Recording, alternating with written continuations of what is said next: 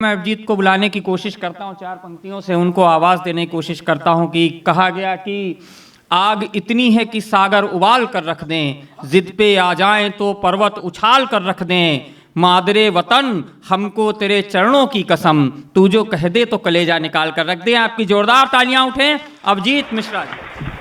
परम आदरणीय निदेशक महोदय, मंच को प्रणाम, माँ बागेश्वरी के चरणों में प्रणाम।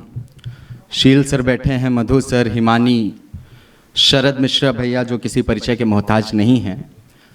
आज इस कार्यक्रम में आप सबकी उपस्थिति है। मैं बच्चों से बस इतना सा निवेदन करना चाहूँगा कि विद्यालय में आप अनुशासन में रहना सीखते होंगे, लेकिन मैं यहाँ कहूँगा आप जितना बिना अनुशासन के रह सके रहें और जोरदार तालियां बजा के मुझे बताएं तो मैं अपने काव्य पाठ को प्रारंभ करूँ। बढ़िया है। हाँ, आइए, चूंकि भैया ने पहले भी बताया कि मैं देश प्रेम की बातें करता हूं, देश के मर्म को, यहाँ के सैनिकों के मर्म को अपने मुखार बिंदु से अपनी कविता के माध्यम से गाने का काम करता हूं। हालांकि गा नहीं पाता हूं। जब वो प्रस्फुटित होंगे और आपको लगे कि मेरी कविता में आपको कहीं आनंद आ रहा है, या वो मनोभाव जो मैंने कविता, जो सोचकर मैंने कविता लिखी है, वो मनोभाव आपके मन में पैदा हो रहा है, तो आपका आशीष तालियों के माध्यम से मुझे मिलेगा। तो मुझे कविता सुनाने में और आपको कविता सुनने में आनंद आएगा। बहुत संक्षिप्त मैं काव्य पाठ करूंगा कि मेरी कविता आशा जुल्का की जुल्फों में कैद नहीं। हाँ, मेरी कविता आशा जुल्का की जुल्फों में कैद नहीं। मेरी कविता पाक चीन जैसे मुल्कों में कैद नहीं। मेरी कविता महबूबा के चेहरे का आयाम नहीं। मेरी कविता इश्क मोहब्बत जैसा कोई नाम नहीं। मेरी कविता शबरी के झूठे बेरों को खाती है। मेरी कविता प्रभु राम को श्रीलंका ले जाती है। मेरी कविता देश प्रेम के गीतों का परिचायक है। भगत सिंह आजाद ही मेरी कविताओं के नायक हैं। मेरी कविता हिंद की माटी चंदन लिखने वाली है। मेरी कविता दर्पण को बस दर्पण लिखने वाली है। मेरी कविता हर मुफलिस का तर्पण लिखने वाली है। मेरी कविता हिंदुस्तान का कण कण लिखने वाली है। गजब है अभिजीत, वाह वाह। मेरी कविता हिंदुस्तान का कड़कड़ लिखने वाली है। यहां से एक छंद पढ़ता हूं बच्चों, 2-3 छंद, एक छोटी सी रचना और अपना स्थान। हमारे देश में क्या होना चाहिए, उन सैनिकों का सम्मान, और क्या है उन सैनिकों का सम्मान, मैं 4 पंक्तियों से एक छंद के माध्यम से बताता हूं और देखना चाहता हूं कि आपके हाथों का आक्रोश आपकी तालियों के माध्यम से कैसे निकलता है। मैं बताया गया कि मैं अंग्रेजी विषय से PhD कर रहा हूं, लेकिन मैं हिंदी कविता कर रहा हूं। हिंदी पखवाड़ा में इससे बेहतर कुछ नहीं हो सकता। मैं 4 पंक्तियां रखता हूं कि वृक्ष के समक्ष यक्ष भले ही दे एक पक्ष, विपक्ष युधिष्ठिर हो तो हार मान जाएगा। वृक्ष के समक्ष यक्ष भले ही दे एक पक्ष, विपक्ष युधिष्ठिर हो तो हार मान जाएगा। तो देश प्रेम का है ज्वर, ऐश्वर्य का है स्वर, स्वर ऐसा है कि जन जान मान जाएगा।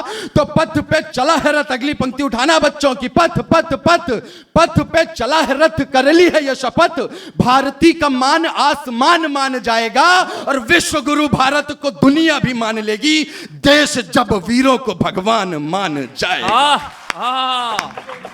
अद्भुत छंद है अभिजीत, वाह वाह वाह वाह। विश्व गुरु भारत को दुनिया, दुनिया दुनिया भी। एक छंद और पढ़ता हूं, बहुत परम अच्छा शील आदरणीय पढ़ा भाई, वाह, साहित्य का एक ऐसा नाम जो शायरी की दुनिया में आज किसी परिचय का मोहताज नहीं है। लेखन के मामले में जिस उम्र में हमने द हिंदू पढ़ना नहीं सीखा, तो उस उम्र में एडिटोरियल पेज पर छपने वाले बागी विकास सर हमारे बीच उपस्थित, एक बार इनके लिए जोरदार तालियां।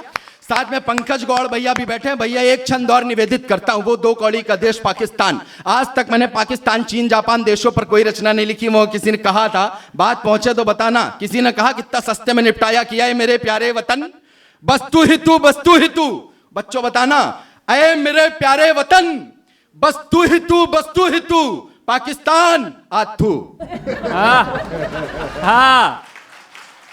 जिसको इतना सस्ते में निपटा सकते हैं, क्या जरूरत लंबी कविता लिखने की। लेकिन विख्यात भैया हमारे बड़े भाई, इन्होंने कहा कम से कम एक छंद लिखो। तो हमने छंद लिखा। हम बाप हैं, वो बेटे हैं, इसको ध्यान में रखना और तब सुनना कि भव्यता और दिव्यता के साथ साथ चलते हैं, पर ये है द्वेषी पदचाप भूल जाते हैं।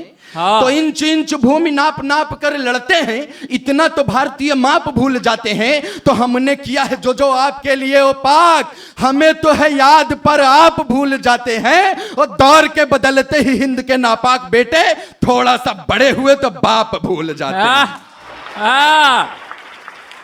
दौर दौर दौर के बदलते ही हिंद के नापाक। एक और छंद पढ़ता हूं।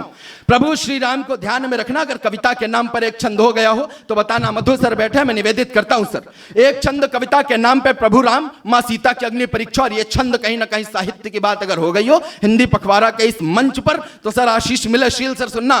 स्वागत है भाई। कि दुनिया के प्रश्नों का हल तो नहीं थे पर दुनिया के अधरों पे ताले पड़ आए थे। चौथी पंक्ति मर्म तक पहुंचना। हाँ। कि दुनिया के प्रश्नों का हल तो नहीं थे पर दुनिया के अधरों पे ताले पड़ आए थे।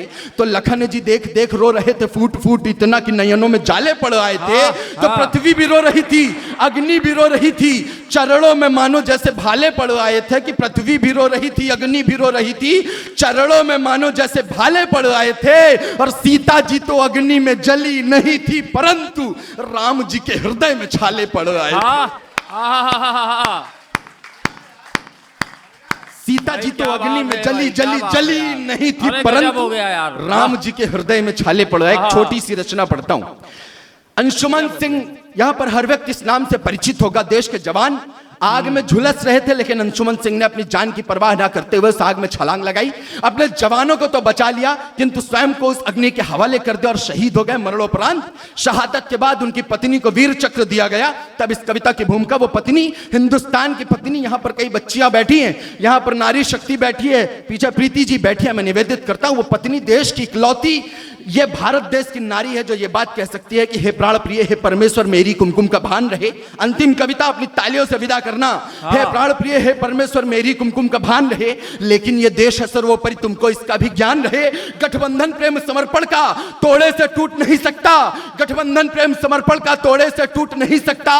ये गौरव है एक पत्नी का थोड़े से टूट नहीं सकता। ये मंगलसूत्र कदाचित भी कायरता का पर्याय नहीं, ये मंगलसूत्र कदाचित भी कायरता का पर्याय नहीं। मैं एक सैनिक की पत्नी हूं, कोई कायर या असहाय नहीं। मैं एक सैनिक की पत्नी हूं, कोई कायर या असहाय नहीं। दो पंक्तियां देता हूं, जय घोष करना और विदा करना। वो हिंदुस्तान की पत्नी इकलौती है इस देश में रहने वाली नारी जो ये बात कह सकती है और बात पहुंचे तो विदा करना। मैं एक सैनिक की पत्नी हूं, कोई कायर या सहाय नहीं।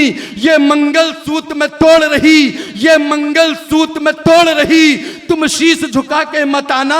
ये मंगलसूत्र में तोड़ रही, तुम शीश झुका के मत आना। तुम मर जाना तो मर जाना पर पीठ दिखाकर मत आना। बहुत बहुत धन्यवाद, बहुत बहुत आभार, बहुत बहुत धन्यवाद।